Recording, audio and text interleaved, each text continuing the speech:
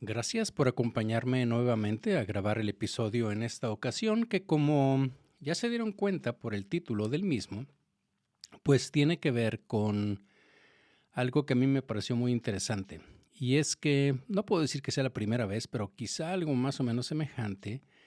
de cómo diseñaron el estudio para demostrar cómo el grosor cortical tiene que ver como un factor, como una firma le llaman ellos. Acuérdense que ya estamos hablando de radiómica, entonces todos estos hallazgos que se observan pues se llaman firmas y que puede ser como un predictor para enfermedad de Alzheimer y para cualquier otra demencia probablemente y con una anticipación probablemente de unos 10 años. Entonces el estudio se me hizo muy interesante, quédense para escucharlo por favor y bueno, como siempre agradezco que estén aquí conmigo.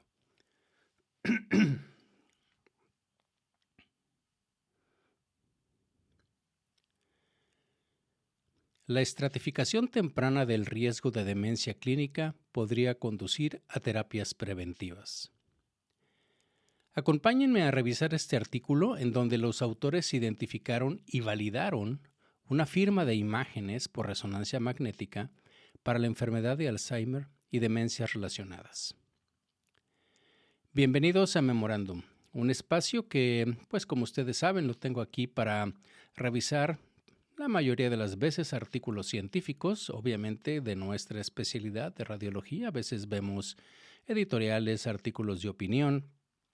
y la gran mayoría de las veces pues de revistas que están en nuestra especialidad.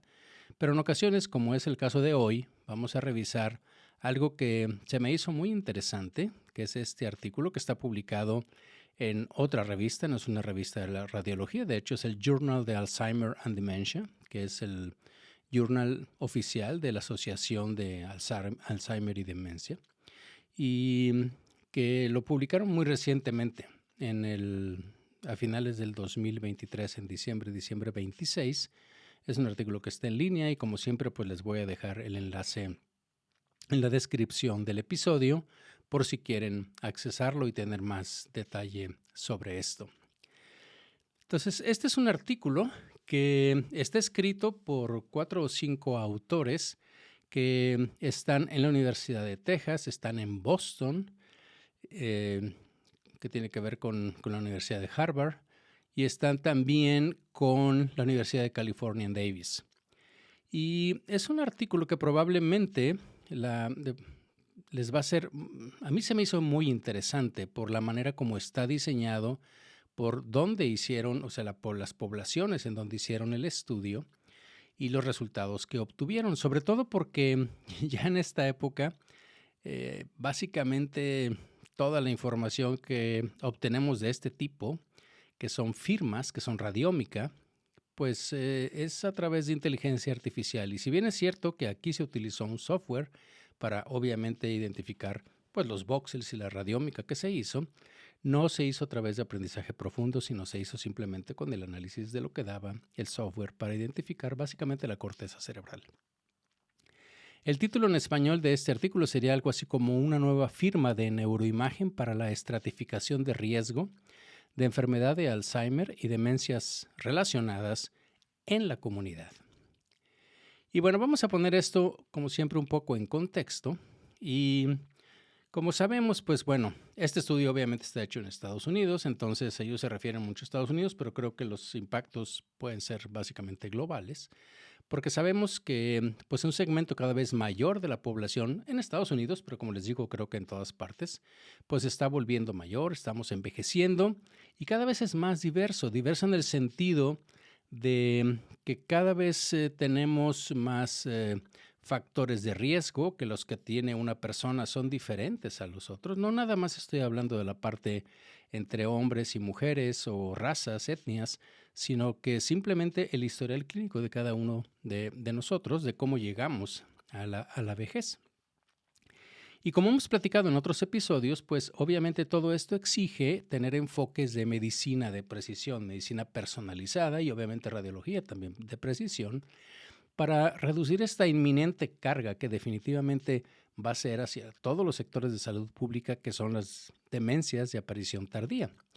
Y bueno, nuestra comprensión de los múltiples factores de riesgo, porque ya más o menos sabemos de algunos, que contribuyen a la demencia a lo largo de la vida, pues incluso la demencia que es clínicamente atribuible a la enfermedad de Alzheimer, sí, por muchos factores que no voy a platicar ahorita, pero que ya lo hemos visto y que todos ustedes conocen, pues esto está evolucionando para reconocer que hay patologías que son subyacentes, que pueden ser muy variadas entre diferentes grupos de poblaciones y entre, como les decía, diferentes razas y diferentes etnias. Además, los análisis que se han hecho, análisis sistemáticos, metaanálisis de diversas patologías, sugieren que hay una relación que es aún más compleja entre patologías, algunas patologías específicas y el hecho de que en el futuro podríamos tener un deterioro cognitivo. Y las medidas derivadas, o de todo el estudio, muchos estudios que se han hecho de medidas que sean derivadas, por ejemplo, de imágenes por resonancia magnética cerebral, pues es lo que de alguna manera llamamos biomarcadores. Y estos se pueden utilizar porque, o se quieren utilizar mucho, pues porque obviamente son muy adecuados. Acuérdense que todo esto finalmente es lo que ya hemos platicado de la identificación de todo esto que son la radiómica, que es un biomarcador, que son esas firmas que se llaman ahora. Además, pues con resonancia magnética es no invasivo y que ya sabemos por muchos estudios que hay, algunos los hemos platicado en este podcast, que hay neuropatologías degenerativas que se pueden aplicar los hallazgos pues por resonancia magnética a grandes poblaciones que están en riesgo. Y obviamente se han realizado varios intentos para crear lo que se llama una firma estructural, algo que pudiéramos ver en las imágenes de resonancia magnética para identificar pacientes que pudieran tener riesgo de enfermedad de Alzheimer clínica. Y los primeros enfoques, lo que se ha hecho siempre en general, pues es utilizar una selección de dos tipos, tanto de regiones específicamente vulnerables a nivel cerebral, por lo que ya se conoce y mucho también se conoce y lo hemos platicado aquí en un par de episodios sobre el PET, por ejemplo, y que son variaciones de la captación, por ejemplo, si estamos hablando de PET, que varían en individuos con enfermedad de Alzheimer, por ejemplo, y aquellos que son cognitivamente normales. Pero este es un enfoque que diríamos clásico en buscar esa parte estructural, que utiliza métodos que están basados en datos para seleccionar esas características cerebrales que son más fuertemente asociadas con el resultado de interés, de que es, en este caso en particular, enfermedad de Alzheimer. Y generalmente esto lo podemos diferenciar con individuos, pero ya tenemos ese diagnóstico de enfermedad de Alzheimer, entonces tratamos de buscar como si fueran casos y controles, ¿sí? O sea, ya tenemos los casos y controles y luego lo hacemos retrospectivo para ver. Y estos métodos obviamente pues varían en el uso de dónde ubicamos los voxels. Acuérdense que voxel quiere decir volume element, que es finalmente lo que se traduce en una imagen en un píxel, que es un picture element, pero cada píxel realmente en nuestras imágenes tiene información de un voxel, de un volumen. Entonces, cuando se hace esas regiones de interés, por así decirlo, que son los ROIs que ponemos para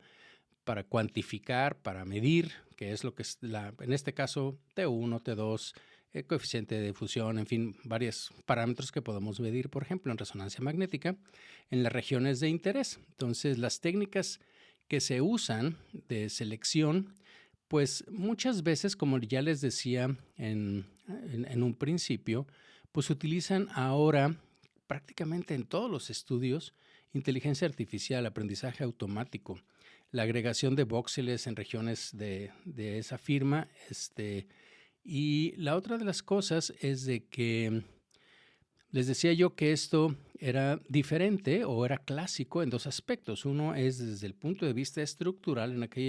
medimos aquellas cosas que ya sabemos que van a estar afectadas en pacientes que ya sabemos que tienen enfermedad de Alzheimer. Entonces es en una selección de pacientes, o sea, es un grupo, digamos, reducido, específico de pacientes.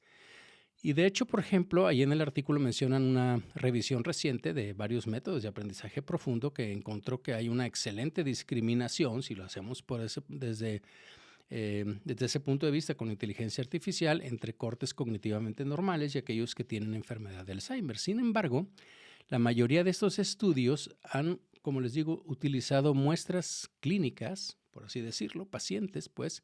que son altamente seleccionados, que están enfatizando la detección de la patología, en este caso, pues la enfermedad del Alzheimer. Ya sabemos que la tiene como principal impulsor de la demencia. Y este enfoque no necesariamente se puede generalizar a la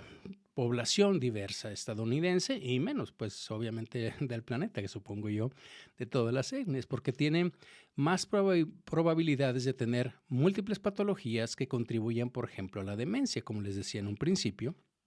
Y particularmente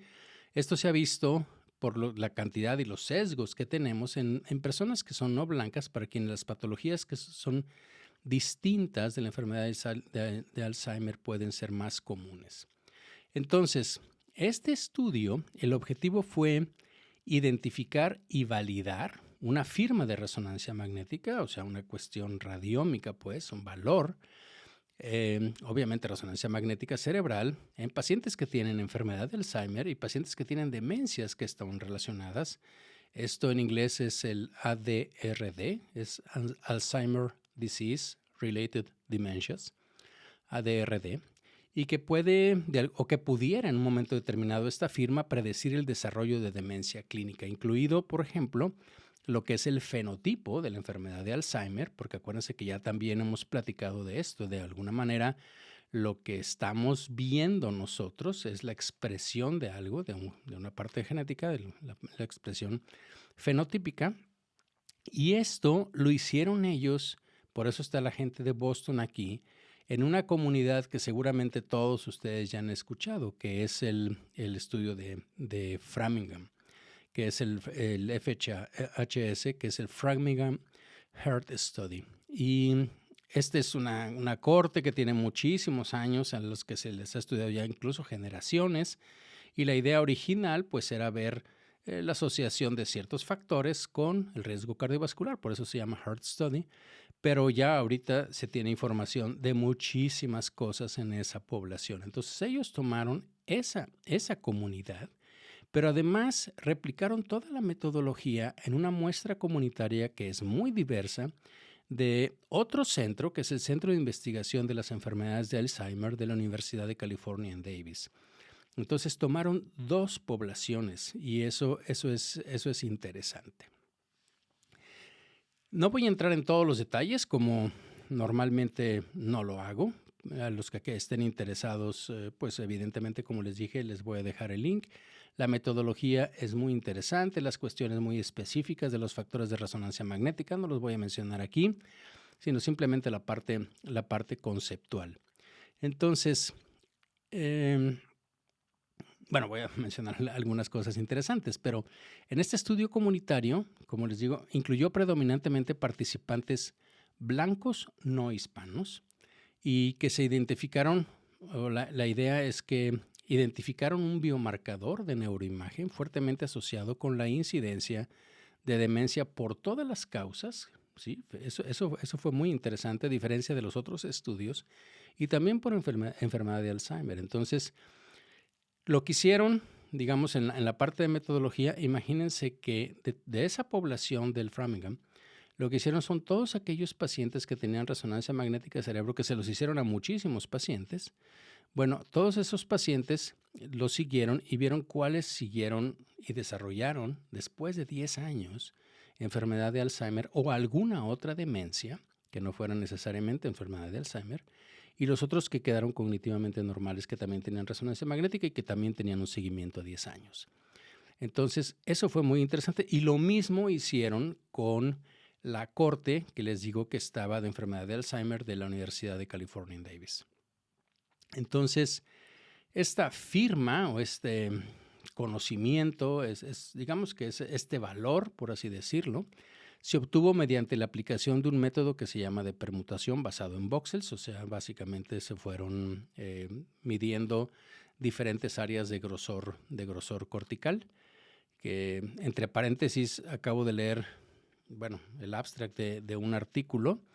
donde de hecho está un mexicano, en donde viene ahí un estudio que duró como 7 años y de 10 creo que fueron instituciones a nivel mundial para identificar áreas funcionales cerebrales. Identificaron 340 y algo, 47 creo. Pero bueno, bastante, si vienen ahí el mapeo de color de todas ellas. Pero bueno, este es un paréntesis nada más ahorita que estaba poniendo estos datos de lo que tengo aquí en mis notas que estoy platicando con ustedes.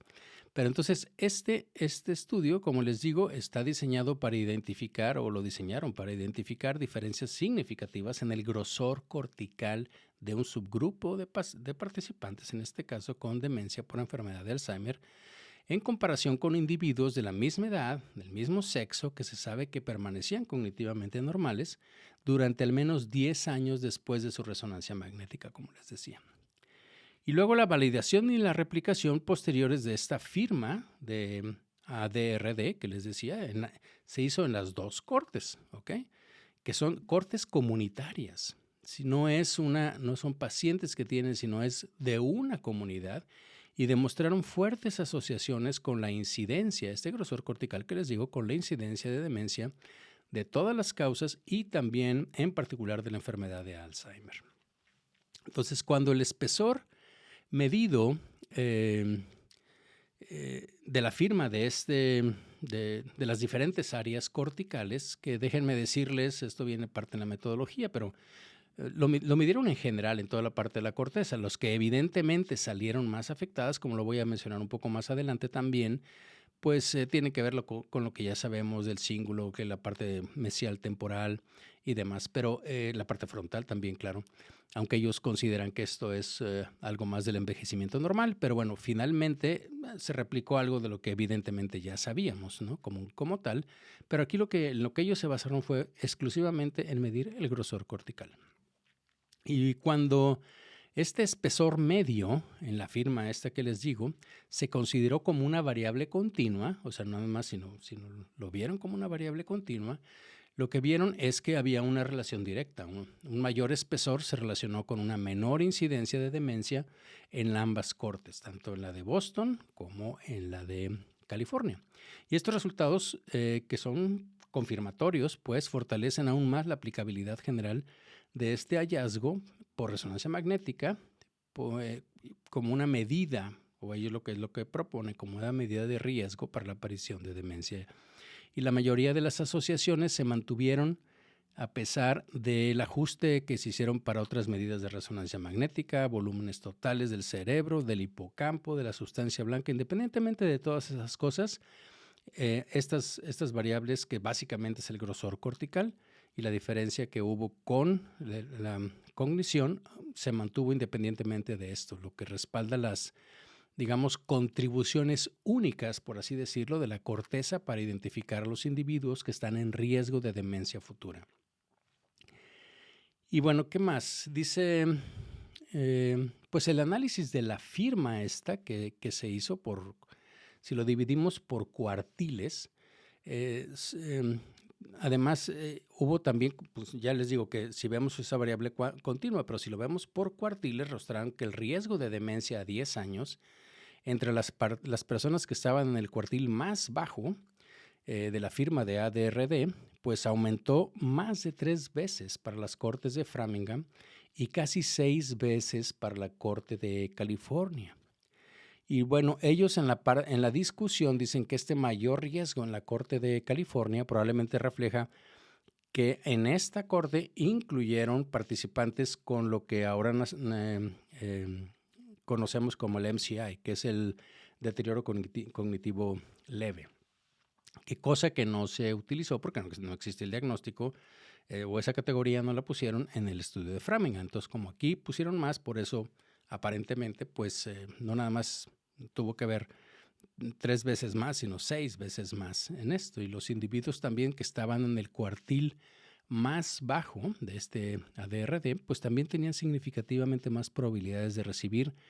lo que es el diagnóstico clínico, pues, de demencia en comparación con aquellos individuos que estaban en los cuartiles más altos. Y esto sucedió en ambas cortes. Pues, en resumen, esta firma de ADRD se asoció con demencia por enfermedad de Alzheimer clínica y por todas las causas, las otras tipos de demencias, como ya les decía, en una gran corte de personas blancas no hispanas, que son el estudio de Framingham, pero también en una corte que es muy diversa, que incluye adultos negros y también hispanos, que es lo que sucede en California. Y los análisis estratificados por raza y por etnias, pues muestran en general una buena generalización, que pudiéramos decir así, de todos los adultos mayores negros e hispanos, aunque es necesario, y ellos mismos lo mencionan ahí, pues realizar estudios más amplios para confirmar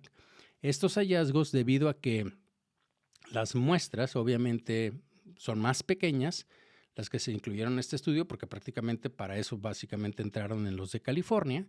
y especialmente en los hispanos, pues no podemos generalizar para todos por el número de pacientes que se incluyeron. ¿Y qué otra cosa? Bueno, pues estas asociaciones, si pudiéramos verlas, también fueron independientes, o sea, la asociación del grosor cortical con la demencia y el desarrollo de demencia fue independiente de cosas como, por ejemplo, que comúnmente se están relacionando con la enfermedad de Alzheimer, como la edad, el sexo o incluso la educación. Aquellos que se ha dicho que aquellos que están con mayor educación tienen menos probabilidad porque están usando más el cerebro y cosas así. Aunque también hemos visto casos pues, de todos los sentidos, ¿no? Pero bueno, finalmente esa es una teoría que existe, ¿no? Y es interesante entonces observar que no se identificaron esas asociaciones entre el genotipo también. Eso es algo que me llamó la atención del APO Epsilon E4 y la firma de ADRD.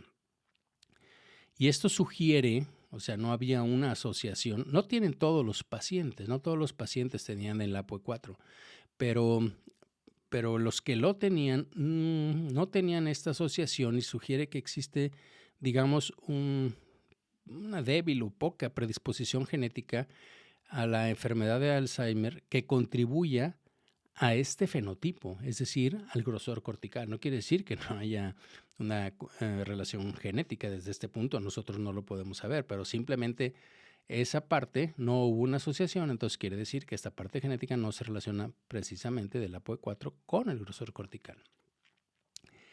Y bueno, ¿qué otra cosa? Lo que les comentaba y les dije que venía, que quería enfatizarlo ahorita un poquito más adelante, pues es que esta distribución anatómica de donde se hicieron todos los ROIs o las regiones de interés, pues es prácticamente similar a la que ya está muy conocida, ¿no? Porque hay estudios longitudinales entre pacientes cognitivamente normales y pacientes que tienen enfermedad de Alzheimer, y obviamente las regiones que están más afectadas pues son, como les decía, el lóbulo temporal medial, así como el área cingulada y las frontales inferiores. De hecho, viene una sola imagen en el estudio, en una parte, una resonancia magnética axial, sagital y coronal.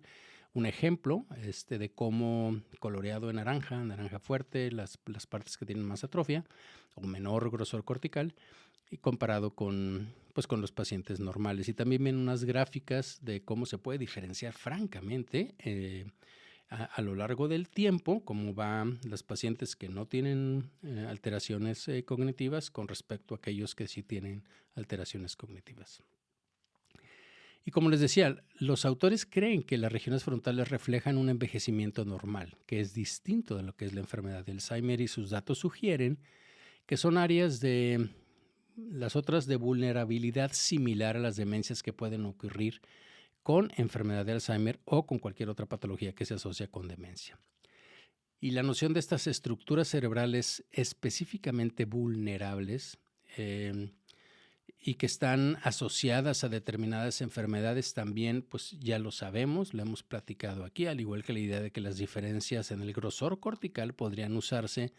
para definir o distinguir la enfermedad de Alzheimer del envejecimiento normal. O sea, el concepto que les decía de este artículo no es nuevo. El hecho de saber o medir que el grosor cortical es diferente en los pacientes que tienen enfermedad de Alzheimer. Lo que es interesante es que este es un estudio que se hizo en comunidades, que se hizo afortunadamente, por así decirlo, con resonancias magnéticas que se habían hecho 10 años antes como parte del estudio, como parte de todo lo que se le estudia a los pacientes, entre muchas otras cosas bioquímicas y morfológicas y demás, pero entre esos tenían eso, entonces ahora se pusieron a ver y entonces ahora sí vieron cómo estaban 10 años antes y si eso podía predecir si iban a tener Alzheimer, cosa que no se había hecho en otros estudios. Entonces, si lo vemos desde un punto de vista de sus fortalezas, pues hay múltiples fortalezas de este estudio. El primero es que los participantes, como yo les digo, pues fueron reclutados de la comunidad, una comunidad seleccionada, el punto de vista cuando estamos hablando de la Framingham, pero la otra es una comunidad más amplia en todos los sentidos, ¿no? El segundo lugar como fortaleza es que esta firma de ADRD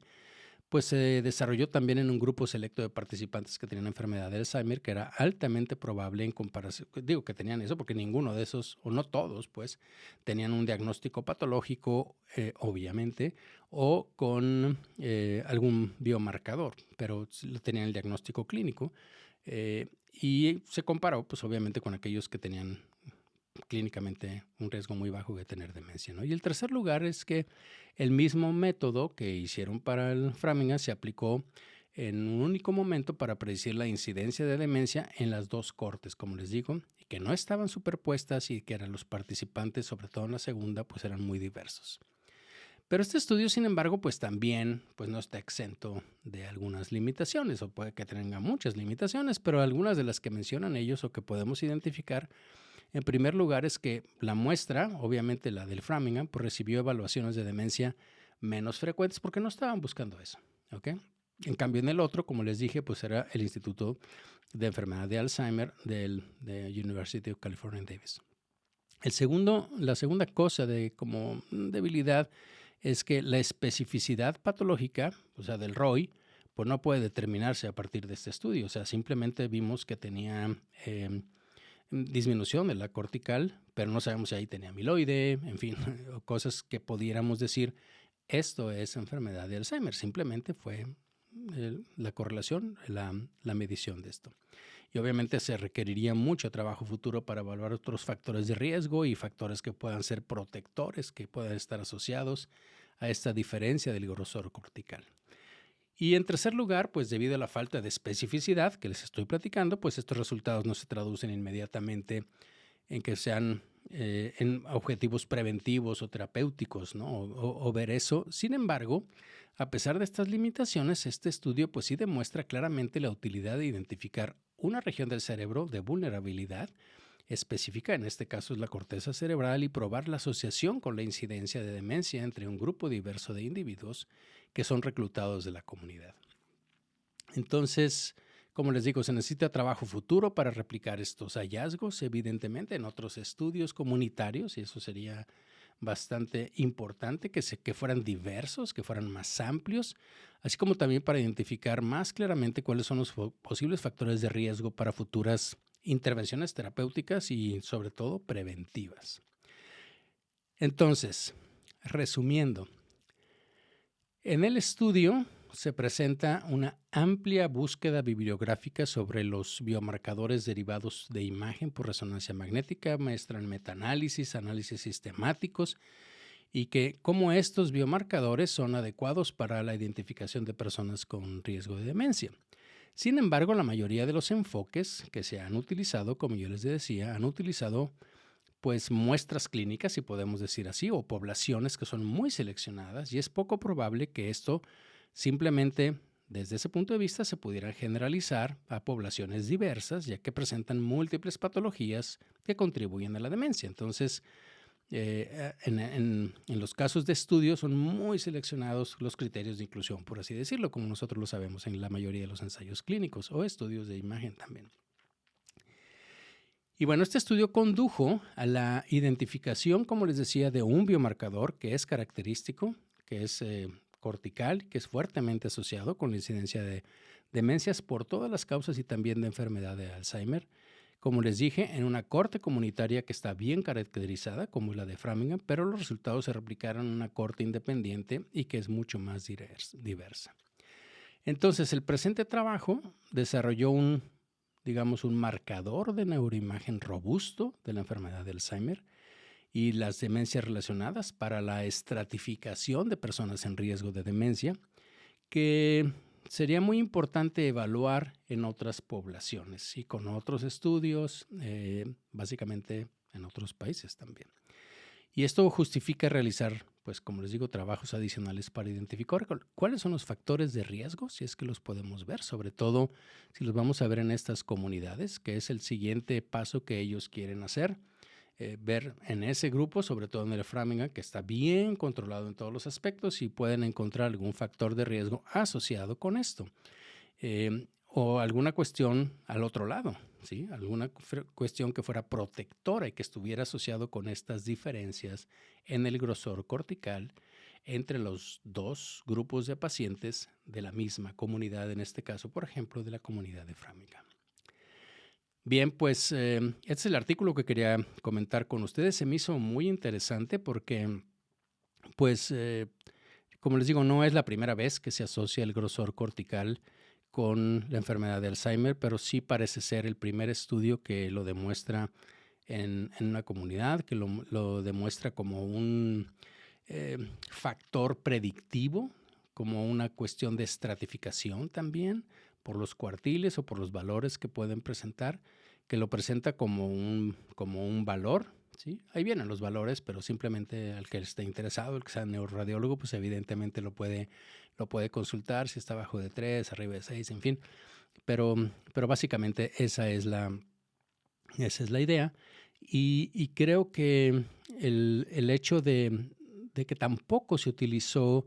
inteligencia artificial como se ha hecho últimamente en los otros estudios, porque generalmente eso, cuando lo vemos, decimos, bueno, pues eso puede ser cierto, pero no se aplica en mi práctica.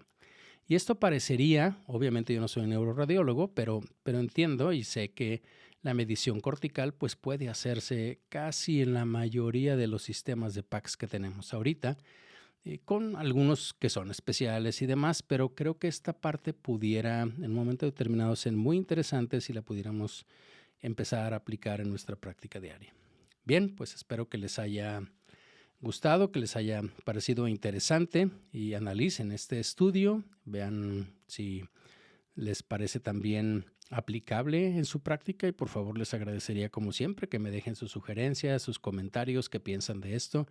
en las diferentes redes sociales donde publico este podcast o también en la página de memorandum.mx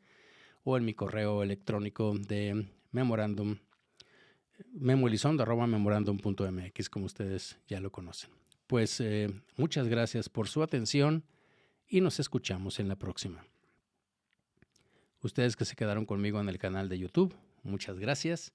Gracias por estar en este episodio y como siempre también les agradecería mucho sus comentarios, sus sugerencias aquí abajo en YouTube. No olviden suscribirse al canal, compartirlo si les parece interesante y bueno, pues nos vemos en la próxima. Muchas gracias.